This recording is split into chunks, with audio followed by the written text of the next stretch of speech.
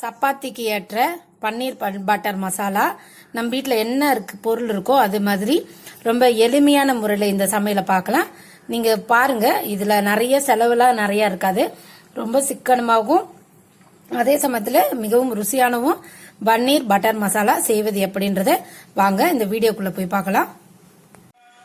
Welcome to Isaac creations. இன்னைக்கு பன்னீர் butter masala செய்ய போகிறோம். அதுக்கு தேவையான பொருட்கள் ஃபர்ஸ்ட் தக்காளி இருக்குது. இது பாருங்க, தக்காளி அப்படின்னு நாலா நறுக்கிட்டு நம்ம தண்ணியில் போட்டு கொதிக்க வைக்க போகிறோம். இப்போ நாலா நறுக்கியாச்சு. நீங்கள் பாருங்க, தண்ணி கொதிச்சிக்க போகுது. இது பாருங்க, இதில் போட்டுட்டு மூடி வச்சிடலாம்.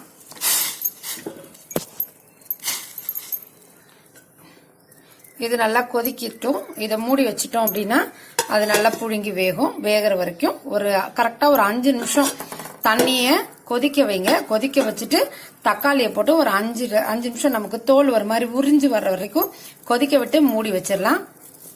இப்போ பாருங்க, லைட்டாக சுருங்குற மாதிரி இருக்கு தோல். எதுக்காக 2-4 நறுக்கிருக்கோம்னா நமக்கு ஈஸியாக உரிக்க வரும். ரொம்ப சூடாக இருக்கும்போது உரிக்கிறதுக்கு ஈஸியாக வரும். அதுக்காக தான் இப்படி 4 நறுக்கி வச்சிருக்கோம். இது நல்லா கொதிக்கட்டும். பாருங்க, தண்ணியில நல்லா கொதிச்சிருச்சு. இப்ப மூடிட்டு 2 நிமிஷம் மூடி வச்சுட்டோம் அப்படின்னா அது அதுக்குள்ளே இன்னும் புழுங்கிட்டு ரொம்ப நல்லா வந்திருக்கும். ஒரு 5 நிமிஷம் நல்லா சூடு ஆறணுன்னே பார்க்கலாம். ஒரு 3 வெங்காயம் போட்டிருக்கேன். சின்ன சின்னதா மெலிசா நீட்டா நறுக்கி. இந்த பாருங்க, முந்திரி பருப்பு. இந்த முந்திரி பருப்பு பாத்தீங்கன்னா ரொம்ப காஸ்ட்லி கிடையாது. நம்ம அரைச்சி விடுறதுக்குன்னு முந்திரி பருப்பு கேட்டீங்கன்னா கம்மி விலையில கிடைக்கும். நார்மலா வாங்குறதோட இது ரொம்ப ரொம்ப கம்மியான விலை தான். அந்த மாதிரி பருப்பு வச்சுட்டிங்கன்னா அரைச்சி விடுறதுக்கு நல்லா இருக்கும். டேஸ்ட்டும் ஒன்றுக்கும் பிரச்சனை இல்லை. இதை நல்லா வதக்கிடலாம். ஒரு கைப்பிடி, நம்ம கையால் ஒரு கைப்பிடி போட்டு முந்திரி பருப்பு போட்டுக்கோங்க. நல்லா ப்ரௌனாக ஆகிற வரைக்கும் நல்லா வதக்குங்க. இது இப்படியே போட்டால் பச்சை வாசனை அடிக்கும், நல்லா இருக்காது. அதனால ப்ரௌனாக நம்ம எப்பயுமே நம்ம ஒரு கிரேவி வைக்கிறோம் அப்படின்னா வெங்காயத்தை நல்லா ப்ரௌனாக வறுத்துக்கிட்டு வச்சோன்னா கிரேவி கலரும் ரொம்ப அழகாக இருக்கும். இதுக்காக நம்ம பெருசாக வேறு எதுவும் யூஸ் பண்ண தேவையில்லை. நல்ல கலர் வரணும்னா நல்லா செவர வதக்கணும் அப்படின்னு சொல்லுவாங்க இல்லையா, அது மாதிரி கோல்டன் ப்ரௌன் கலரில் நல்லா அழகாக வதக்கிடலாம். இது இன்னும் கொஞ்சம் நேரம் வதக்கட்டும். பாருங்கள், நல்லா கோல்டன் ப்ரௌன் கலரில் வதங்கிருச்சு. இப்போ நம்ம இதை ஆஃப் பண்ணிவிட்டு ஆற வைக்கலாம். கொஞ்சம் பட்டர் போட்டுக்கோங்க. வெண்ணெய் போட்டுட்டு அதில் பட்டை, கிராம்பு, ஏலக்காய் போட்டுருங்க.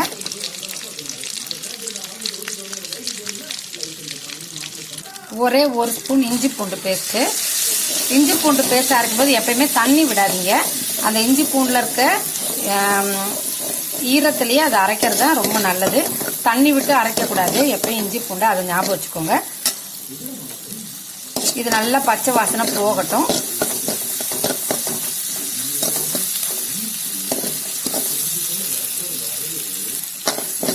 பச்சை வாசனை போயிருச்சு. இப்போ இது நல்லா வதக்கிட்டோம், பச்சை வாசனை போயிருச்சு. இப்போ தக்காளியை வேக வச்சிருந்தோம் இல்லையா, அதை நல்லா மிக்சியில் போட்டு அரைச்சி அந்த பியூரியை இதில் போட்டுடலாம். அது வேக வச்ச தண்ணி அதையும் போட்டுட்டு அதையும் கலக்கி இதில் ஊற்றிடலாம்.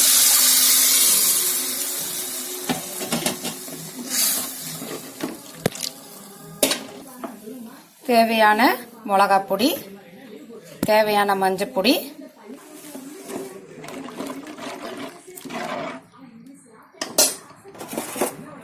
கொஞ்சோண்டு பச்சை பட்டாணி இருந்தால் போடுங்க, இல்லைன்னா ஒன்றும் பிரச்சனை இல்லை. இருந்ததுனால நான் போட்டேன். தேவையான அளவு உப்பு கொஞ்சம் பார்த்து போடுங்க. இது எதுவுமே உப்பு இழுக்கிற அளவுக்கு எதுவுமே இல்லை, அதனால கொஞ்சம் பார்த்து உப்பு போடணும். இது நல்லா கொதிச்சு பச்சை வாசனை போகிற வரைக்கும் நல்லா கொதிக்கட்டும்.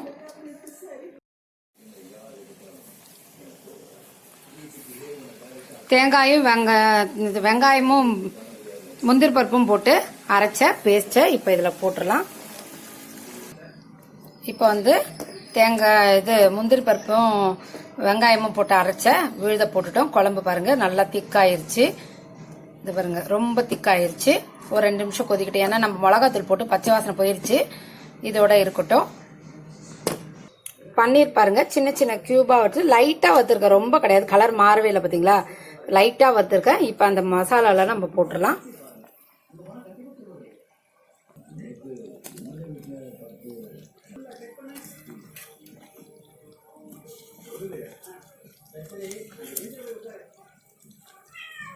நம்ம வீட்டில் வெண்ணெய் இல்லைனாலும் பிரச்சனை இல்லை. வெண்ணெய் இல்லைனாலும் இந்த பாலோட டேஸ்ட் வெண்ணெய் இருக்கும். அதனால வெண்ணெய் இல்லைனாலும் நீங்க அதை பத்தி கவலையே பட தேவையில்ல. உங்களுக்கு திக்கா வேணும்னா இத மாதிரி இது 3 விதமா வைக்கலாம். இன்னும் கொஞ்சம் தண்ணியா வேணும்னாலும் வச்சுக்கலாம், உங்க இஷ்டம் தான். இன்னும் திக்கா வேணும்னாலும் வச்சுக்கலாம், கிரேவி மாதிரி அதே மாதிரி வச்சுக்கலாம். இது கொஞ்சம் சுமாரா ஊத்தி சாப்பிட்ற அளவுக்கு இது இருக்கு. இப்ப அடுப்ப குழம்ப ஒரு 10 நிமிஷம் மூடி வச்சு வேக வைக்கலாம். நல்லா கொதிச்சிருச்சு. இப்ப கொஞ்சோண்டு கொத்தமல்லி தழை போட்டுட்டோம். நல்லா கொதிச்சாச்சு. அடுப்பு ஆஃப் பண்ணிட்டோம். ஆஃப் பண்ணிட்டு கொத்தமல்லி தழை போடலாம். உங்களுக்கு பிடிச்சா இது மேல ஒரு துளியோண்டு வெண்ணெய் போடுங்க, இல்ல ஃப்ரெஷ் கிரீம்ன்றாங்க. அதெல்லாம் நம்ம வீட்டுல என்ன இருக்கோ அதை வச்சு சமைக்கிறதா சமையல். என்ன இருக்கோ அதை வச்சு அட்ஜஸ்ட் பண்ணி சமைச்சுக்கலாம். இப்ப நான் இதுதான் போட்டிருக்கேன். வெண்ணெய் இருக்கு, அதனால கொஞ்சோண்டு போடுறேன். இல்லன்னா போட வேண்டிய அவசியம் இல்லை, ஒன்றும் பிரச்சனையும் இல்லை. அவ்வளவுதான். இது சூட்ல அப்படியே கரைஞ்சிருச்சு பாத்தீங்களா. இதோட நம்ம மூடி வச்சிடலாம்.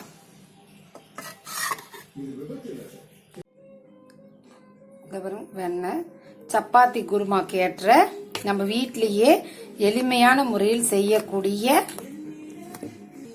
எளிமையாக செய்யக்கூடிய பட்டாணி பன்னீர் பட்டர் மசாலா. பட்டாணி சேர்த்து செஞ்சிருக்கேன். இதை நீங்க பட்டாணி இல்லாமலும் வீட்டுல இருக்க சின்ன எளிமையான பொருட்கள் என்ன இருக்கோ நம்ம வீட்டுல அதை வச்சு எளிமையா செய்யக்கூடிய ஒரு பட்டாணி குருமா பன்னீர் பட்டர் மசாலா செஞ்சிருக்கேன். இந்த வீடியோவை பாருங்க, கடைசி வரைக்கும் பாருங்க. பிடிச்சா லைக் பண்ணுங்க, ஷேர் பண்ணுங்க, சப்ஸ்கிரைப் பண்ணுங்க. வாங்க இப்ப வீடியோக்குள்ள போலாம்.